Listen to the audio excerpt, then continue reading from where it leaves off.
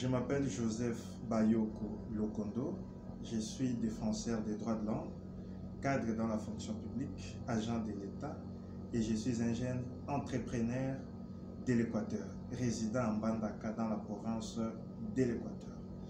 Je vais parler du développement de l'espace Grand Équateur. Cet espace qui a subi un démembrement et un découpage territorial s'est découpé aujourd'hui en 5 provinces démembrées du Grand Équateur.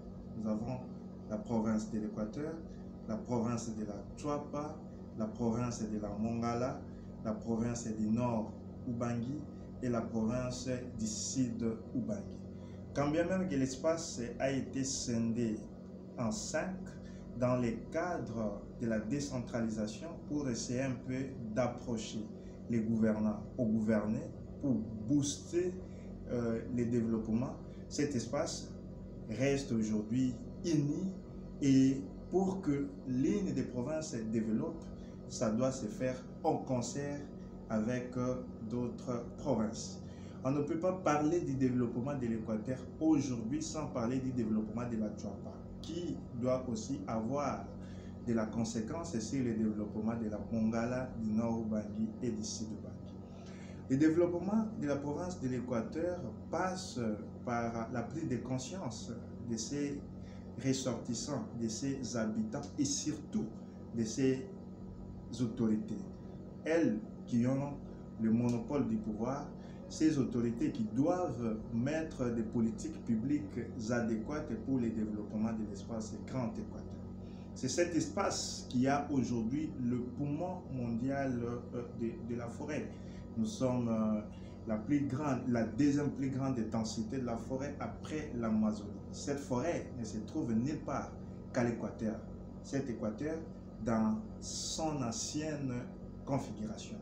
Donc, nous avons des ressources naturelles dans notre province qui peuvent aider que cet espace se développe.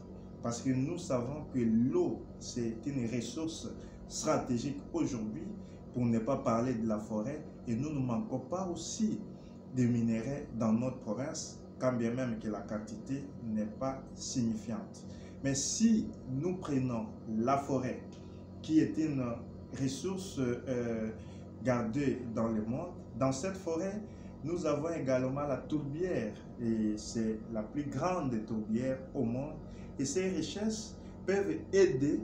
Si nos autorités mettent des politiques publiques adéquates, ça peut aider que cet espace se développe.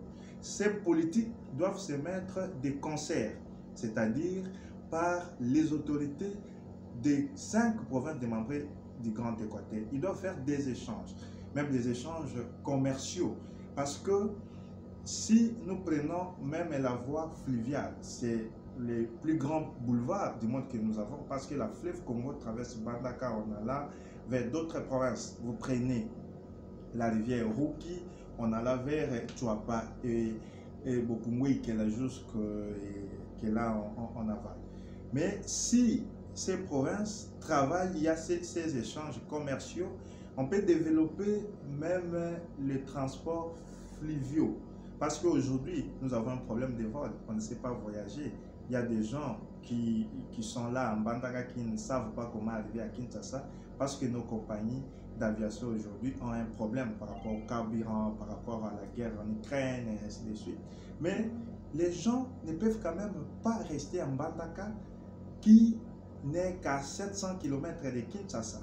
Si nous avons des bateaux, comme nous voyons aujourd'hui, Emmanuel 1, Emmanuel 2, Emmanuel 3, Emmanuel 4 qui relie la province du Nord Ubangi avec la province du Sud Ubangi. Mais à l'Équateur, ce sont des initiatives comme ça qui peuvent aider que la population puisse se faire des tours de Kinshasa, Mbandaka, Boende, Lissala, Guadolite et ailleurs.